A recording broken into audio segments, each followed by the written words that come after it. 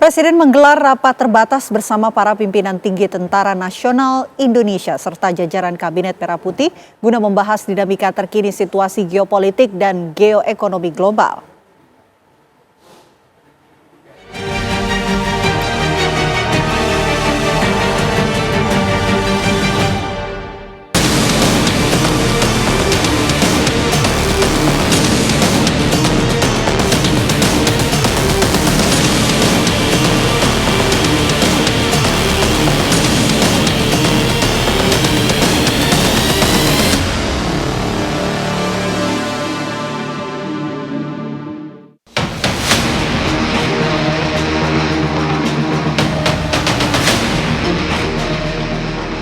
Menjelang perayaan kemerdekaan, Presiden Prabowo Subianto memanggil petinggi pertahanan, TNI, dan intelijen. Prabowo ingin memastikan kondisi negara baik-baik saja di tengah gejolak politik global serta ketidakpastian ekonomi dunia. Prabowo menekankan pentingnya kekuatan pertahanan untuk melindungi kedaulatan dan kekayaan alam Indonesia. Presiden juga memberi arahan kepada pimpinan pertahanan, TNI dan BIN mewaspadai gejolak global dan langkah antisipasinya. Itu biasa, Pak Prabowo itu kan latar militer. Jadi Pak Prabowo itu tidak bisa menghilangkan kebiasaannya. Ya, tidak bisa menghilangkan kebiasaan sejak aktif dan Menhan sekarang, terus sekarang lagi presiden. Itu kalau sudah weekend, maunya brainstorming terus dengan dia punya anak buah. Itu dari dulu. Nah, sekarang dia karena anak buahnya Panglima, Kepala Staf, Menhan, diundang brainstorming. Bagaimana kita memperkuat tentara, bagaimana kita memperhatikan prajurit, bagaimana kita membangun pangkalan. Nah, itu semua kita bahas. Jadi kalau weekend, kita nggak punya tanggal merah. Karena kita ingin brainstorming untuk pertahanan, gitu ya. Tapi, apa yang membuat Prabowo seakan terusik dengan situasi keamanan menjelang perayaan kemerdekaan? Mungkinkah ada kelompok-kelompok yang mulai kusak-kusuk menggosok kestabilan roda negara?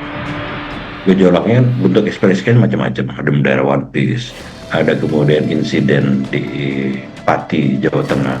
Ya, yang mana ini juga bisa berpotensi terjadi rembesan civilian disobedience terhadap pemerintah. Itu bisa memiliki efek spillover juga.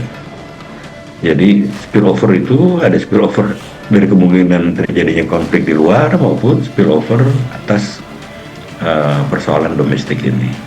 Nah, itu intinya adalah ketidakpuasan masyarakat terhadap kinerja pemerintah, baik itu dalam sisi ekonomi, kemudian dari sisi penegakan hukum, dan juga semakin timpangnya kesenjangan sosial. Itu jelas seperti itu. Dan unsur masyarakat ini saya lihat yang cukup kritis antara adalah justru dari kalangan purnawirawan TNI sendiri, kemudian juga dari kelompok mahasiswa, dan kemudian juga kelompok organisasi non-pemerintah.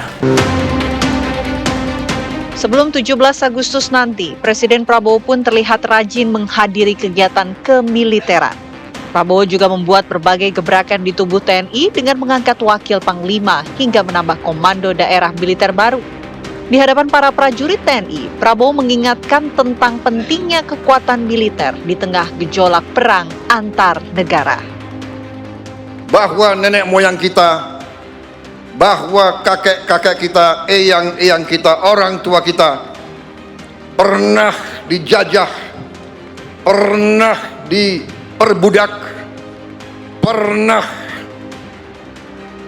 diperlakukan lebih rendah dari binatang. Jangan pernah lupa sejarahmu. Makanya bangsa kita butuh tentara yang kuat. Tidak ada bangsa yang merdeka tanpa tentara yang kuat. Saya katakan sekali lagi, tidak ada bangsa yang merdeka tanpa tentara yang kuat. Nah, kalau politik global itu tentu berkaitan dengan persoalan yang masih berlangsung, Rusia Ukraina, dan kemudian juga persoalan rencana okupasi Israel terhadap Gaza secara keseluruhan. Nah, ini akan menimbulkan gejolak.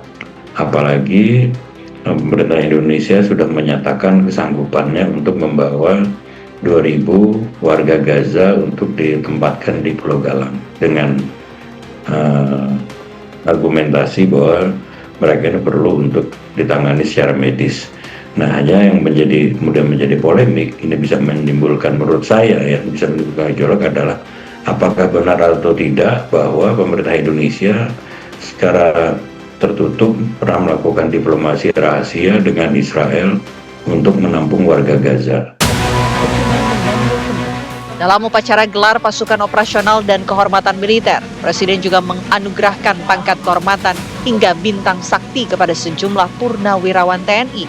Salah satunya Menteri Pertahanan Syafri Syamsuddin yang kini menjadi Jenderal Purnawirawan bintang 4. Apakah gerak Prabowo merangkul kekuatan militer hingga purnawirawan ini menjadi langkah strategis menjaga keamanan negara? Kalau dari sisi intelijen adalah ini Presiden menangkap suatu situasi ya yang tidak lazim pada umumnya.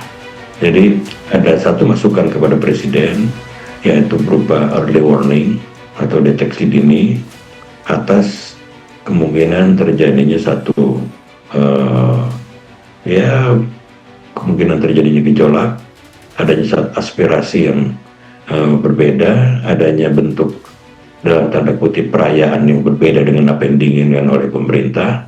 Nah, inilah yang kemudian gimana Presiden mengumpulkan pembantu-pembantunya dalam bidang keamanan, dalam bidang intelijen, bagaimana merespon dan mengantisipasinya.